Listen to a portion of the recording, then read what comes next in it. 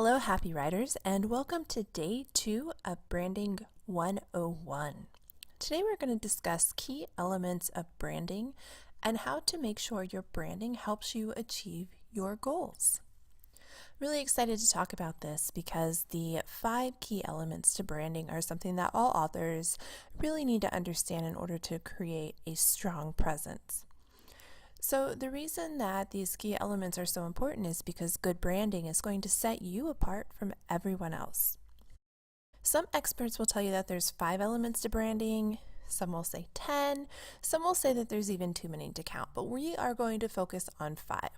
Positioning, personality, promise, story, and image. This is a quote that I love. You know that I love to put quotes in my classes. So Tom Peters said in an article with Fast Company that all of us need to understand the importance of branding. We are CEOs of our companies, Me Inc. To be in business today, our most important job is to be the head marketer for the brand called you. The reason I picked this quote today is because a lot of authors ask me, why do I need to brand? Isn't that my publisher's job, or shouldn't somebody be doing this for me? Doesn't the marketing company brand me? And the answer to that is no. They'll work on your book, but you are in charge of your brand. Why would you want anybody else to tell you who you are?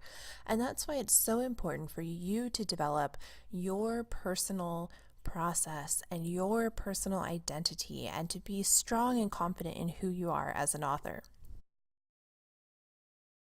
So the first piece we're going to talk about is positioning. And positioning provides a guideline for you that allows you to focus on your reader. So when talking about positioning, there's 2 things that you really want to think about. What does your book or writing do? So what does it accomplish in the grand scheme of things? Does it make people feel a certain way? Does it help them learn something? Does it scare them? Does it give them peace? Does it teach them a lesson? Who or what does your writing accomplish, and who is this for? So please ignore that little typo there. But you need to figure out what is the purpose of your book, and that is your positioning, and then who you're doing it for positions you within the larger market. So as an author, you want to clarify to your readers what benefit they're going to get when they pick up your book. And after the first time picking up your book, they should understand this and then expect this from future books. Your positioning is going to help to differentiate you from other authors in your genre. There's 4,000 books published around the world every single day, which means you are not alone in your writing at all. So how are you going to differentiate who you are? Finally, remember that you write your story best, but authors are constantly coming every day with new stories. Why is your story the best for your reader? Next, you need to understand your personality. A lot of authors struggle with branding because they think that if they assign a brand to them, that they can't be themselves, that they can't be authentic, that they're going to lose what makes them special. And that is so far from the truth. Your branding will actually strengthen this in the eyes of your audience, and it's your chance to define what makes you special and really make that vocal and loud and obvious to every single person. So we need to understand the personality that you want behind your author avatar. The ways to do this is to think of you or what you want to represent. And for instance, you can look at someone like Stephen King, who is dark and mysterious, or Anne Rice, who is dark and mysterious, and pair that with Lemony Snicket or Jonas Johansson or some of these more quirky authors like Roald Dahl. They have personality, and they all represent the author avatar that they presented to you. Does that mean that Stephen King is always dark and mysterious and brooding and wanting to scare your pants off every time he meets you? No, I'm sure he has fun and laughs and jokes outside of his author avatar. So your personality is your chance to show authors what makes you you. You are a person. What do you want to be known for as an author? How can you create your brand to showcase your uniqueness? And again, are you fun? Are you playful? Are you dry? How do you want to come across? Do you need to come across as very professional? Do you need to come across as very fun, very approachable? And so, what I want you to do to understand personality is to create a list of 6 single word traits that shape the personality of your author brand.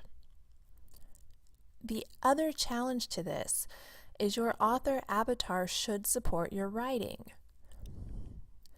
So, if you are writing young adult, you probably don't want to have a very serious avatar.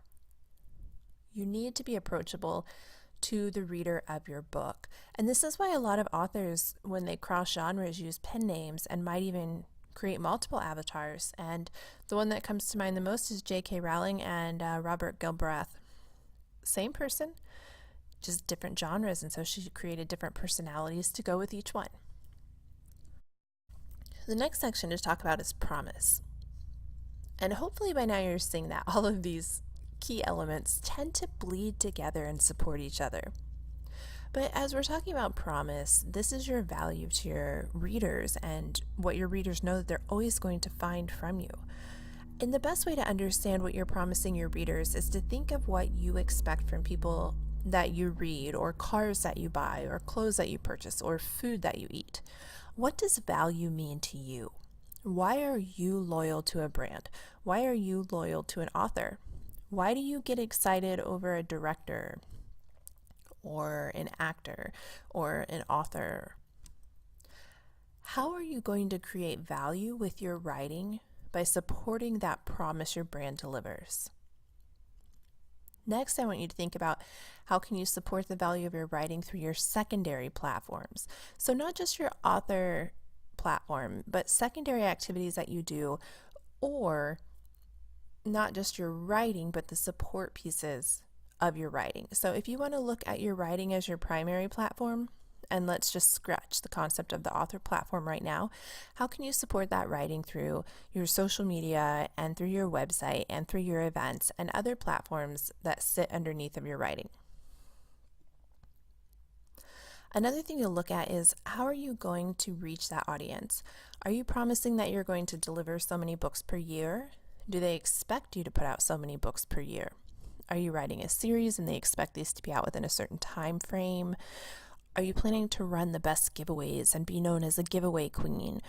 Do you reach out to your readers personally and make yourself approachable? Do you provide unique artwork or games inside of your book that they're going to come to love and expect? Or are your titles something that's very thought-provoking? So an example of this would be Robin Sharma. I know that if I pick up a Robin Sharma book, that it's going to have some sort of like self-help, motivational aspect to it. Whereas I know that if I pick up a book by, I guess I'll go back to Roald Dahl again, I know he's going to have certain illustrations in it. So these are promises that the reader knows and expects. And as an author, your promise should always be kept. Your actions as an author on all of your platforms should always support your promise of your brand. So next is story, and you would think that story is actually really easy for authors, but it's so difficult. So the story is clarifying your why. Your story is going to help you build credibility, add value to your brand, show your history, show how and why you got to where you are today, and give a very clear overview of your work. So you spend every day crafting stories for your audience in the form of your book, but have you taken the time to even craft your own story? So you really need to learn to recognize your own story and how that supports your avatar. Finally, we need to understand image. Your image is a summation of everything that we've just talked about, and it's the surface that people see immediately to start diving into the other pieces. Your image should be your foundation, and your understanding of what that image is should be solid. You should have zero questions about what your image is meant to portray. Your audience should feel that clarity coming from you, even if it takes them a little while to dig through all the layers of that onion and figure out all the little pieces to you. Finally, your image should provide the foundation for you to move towards visualizing your image. So I want to let that sink in again. Your understanding of your brand is what's going to help you create the visual that's going to give your audience clarity, that's going to allow them to look at you and understand who you are. And that image is going to support your story, your purpose, your promise, and all the other pieces that we've talked about so far in this Branding 101 course.